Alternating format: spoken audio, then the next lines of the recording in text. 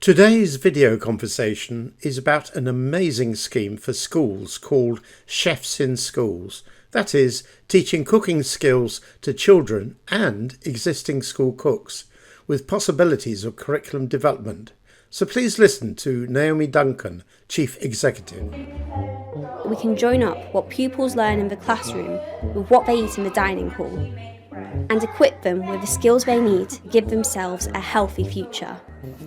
We just did a class with 15 kids. We did soda bread. I think it went really well. We made quite a big mess, which we're now going to clean up. But they understand the importance of making bread and also how simple it is. Naomi, thank you very much indeed for coming to the NAPE YouTube site this morning. A very big welcome to you. Could you explain to us your position in the Chefs in Schools, please? Yes, sure. Thank you very much for inviting me, Mike. My name's Naomi and I'm the Chief Executive of Chefs in Schools.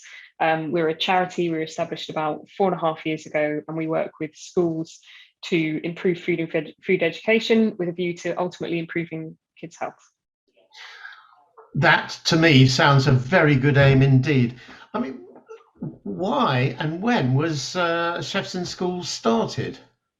So Chefs in Schools was started in 2018 in a state primary school in Hackney, where the head teacher, the cook left, and the head teacher wanted to get a new school cook, and she enlisted the help of a guy called Dimbleby, who wrote the school food plan for government, amongst many other things, yes.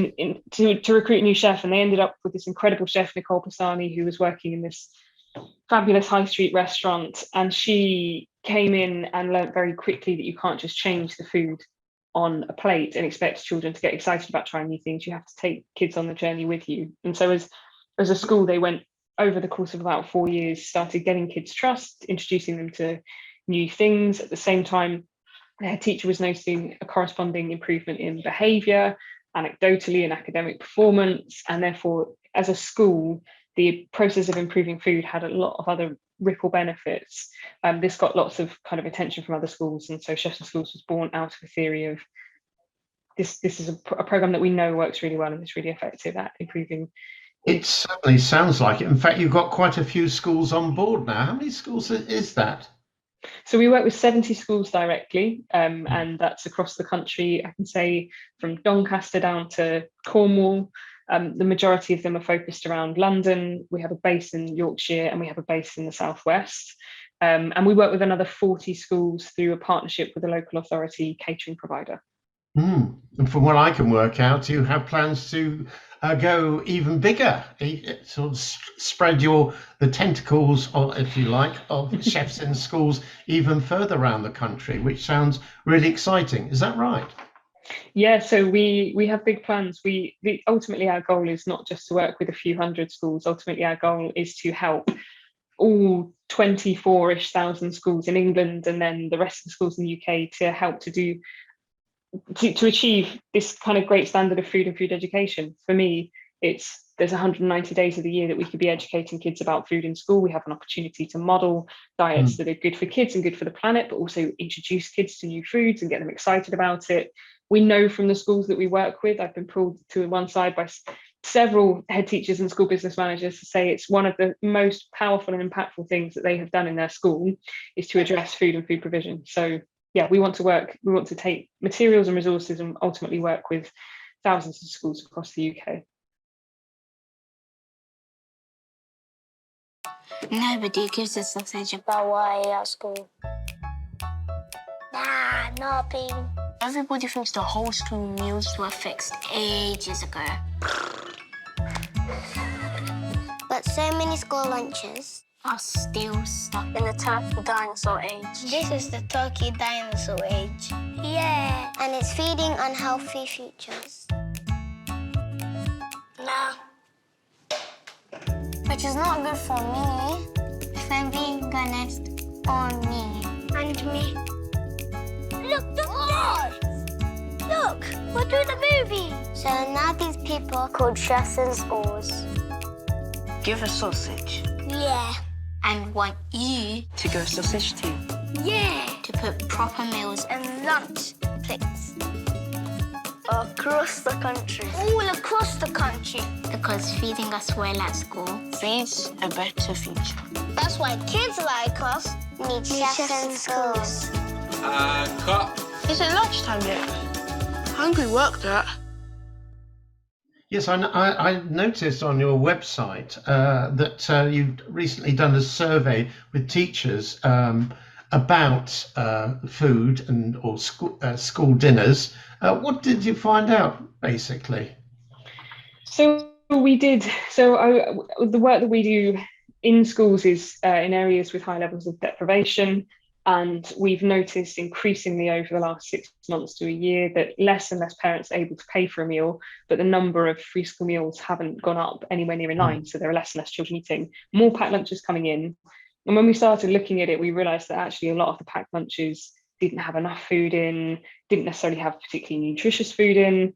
So we wanted to see if this was a nationwide problem. We went out, we spoke to primary school teachers across the country through a partnership with Servation. And we discovered that 83% of teachers came back and said, we have kids coming to our school who are hungry because their parents can't afford to put enough food in a lunchbox for them. So we are part of a campaign called Feed the Future. It's led by Food Foundation. And what we are calling on is for the government to extend free school meal entitlement to all children whose parents are in receipt of universal credit. Because at the moment, there's about 865,000 children who live in poverty who are being denied access to a decent meal in school. Yes, that's terrible, and I certainly know it's in the news at the moment.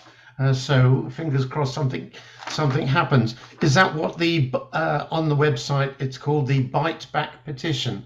Is that what it's linked to? Definitely. So I would ask everybody watching this video, go to our website, chefsinschools.org.uk. You'll find the Feed the Future campaign. Click on Write to Your MP and sign the Bite Back 2030 petition, which is calling on government to extend free school meal entitlement. This campaign has been covered on the Today Show almost every day for the last 2 weeks. It's been picked up by every major news organisation. The pickup has been incredible. The political will needs to be there to make this happen. Everything else is ready. Caterers are ready. Schools are ready. It's the right thing to do. We just need government to make that decision. There's absolutely no doubt in my mind. You're absolutely right. It is the right thing to do. Excellent. So what training or support do you give schools at the moment? So we have a couple of programs. We have our direct intervention program where we come into school. It's for schools where they either run their catering in-house or they are willing to take that on. And we help them to turn that into the kind of Michelin star of school food and food education, with a view to putting food back at the heart of the school, integrating food and food education completely, and all of the wider benefits that brings. So that's one program that we do that's quite intensive. It's a year-long program where we target our work is in areas with high levels of deprivation. So wherever we work with a school that has significantly higher than the free school meal entitlement national average, we'll attempt to match fund our support to schools so we make it as cost effective as possible. There is a second programme that we're looking to roll out over the next year or so, which is the first ever bespoke training for people who work in school kitchens. It is the school chef educated training programme. It's teaching people who work in school kitchens about stuff like child nutrition, adherence to the school food standards, their role in educating children about food. So yeah, we're really excited to get that rolled out.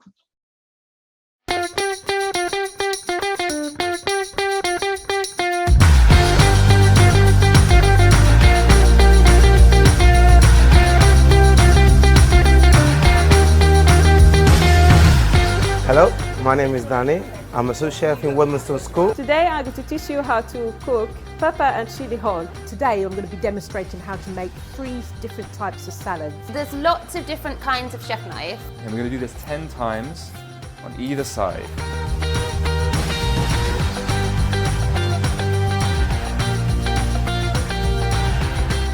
If you make food more fun and interactive, it means that the kids are actually going to try something that they would not normally try.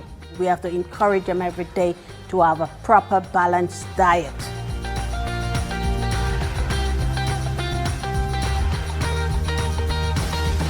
That sounds really, really good. So basically, on the intensive year-long support, you call that direct intervention. Is that right? Yeah, that's our... I mean, there is a cost, and you've mentioned match funding already. So there is a cost to the school, probably, and obviously that varies whether you can get match funding or not. But there is a cost involved, and I'll put the figures on the screen so that people can understand that if they're going to apply, it's not going to be free, I'm afraid, folks. So it needs to be included in the school's budget in one way or another. So is there anything that I've sort of missed out? We've talked a lot. Oh, that's interesting. Yes, you also, with the staff in the kitchen, talking about cost, there you've already mentioned it's £300 per person for the people working in the kitchen, which I think is very reasonable if you think how much work needs to go in. Tell me, you mentioned something called the brigade earlier. What's that all about in the kitchen? How does that work? That's really quite interesting. So a huge part of our ethos is there are about 80,000 people in the country who work in school kitchens. Quite often they're women in aesthetic areas. They're also quite often from an incredibly diverse set of backgrounds. And as an organisation and a workforce, it's not one that I think has been particularly well looked after, well thought of. There's this kind of old trope of school dinner ladies. And I think ultimately what we should be doing is recognising the people who work in school kitchens not only are feeding our kids, but they're also teaching our kids lifelong associations with food. So one of the things that we're trying to do is emphasise that this is a profession that people do. This is an important job that they're doing. So we've created this school kitchen training programme, partly to share really important skills and knowledge around things like child nutrition and the school food standards, but also partly as a way of saying, these are professional people who work in your kitchens. These are people that we should respect, invest in. Quite often for a school, actually, they do feel very attached to the people who work in their kitchens. And actually, sometimes there's a bit of a barrier that comes up where people are often contracted out. And so part of this is just about trying to break down that barrier. That's really interesting. And as you talked, I thought there must be some sort of ripple effect. The children go home, see what they're eating at home, and think, well, maybe this isn't as balanced as it should be. Have you had any feedback about how families are receiving chefs in schools in their own home? I love it. It's my favourite thing. So one thing I have learned is that you should never talk about healthy food. We should never go around, because ultimately, who are we to determine what is and isn't healthy? So the first thing that we say to families is, we're now feeding your kids healthy food. The associations of that are terrible. We actually just go with fresh food, real food, mostly vegetables, not too much, balanced diet. What we find is that we'll have parents come in who will say, oh, Johnny eats broccoli now, does he? Johnny's never eaten broccoli before. What have you done to do that? So actually last year we brought a cookbook out called Feed Your Family, partly just as a way of doing exactly that, sharing the recipes that parents quite often at the gates ask us for. So yeah, I think there's always a thing of you sending children home with new knowledge and new skills. I think for most parents it's probably tearing their hair out thinking, I've been trying to get you to eat that for 4 years, now you come home from school and you say you're eating it. So I don't know how popular we are, but I think in general it's a good thing. It's starting, as I said, to trickle to families, which of course it could well be life-changing and lead to I don't know if I want to use the word healthy anymore, but a healthier lifestyle of eating. Well, that's great. Now, before I finish, is there anything else that you need to mention or that I've missed out? No, I think that we've probably covered the most important things. As I said, that all I would ask is that everybody heads over to our website. If you're interested in our services, you can sign up through an inquiry page. If you're within our target area and we can get to you right now, we'll get in touch to let you know when. If not, then we'll let you know. We'll add you onto our mailing list. Anytime we get resources and materials that would be useful to you, you'd be able to go there. But most importantly, please sign the petition, write to your MP, let's call on the government to do the right thing, pull the lever of the state that works so well and get a decent hot meal into the bellies of every child who needs it. That's absolutely right. I'll put all those links that you mentioned during our discussion in the description, if not under this screen as well. So a very big thank you from NAPE, and I hope everybody receives this video very well. And hopefully, Naomi, you may actually be able to publicise the video for us as well. So thanks a lot, and cheers for now. Bye-bye. Thank you so much.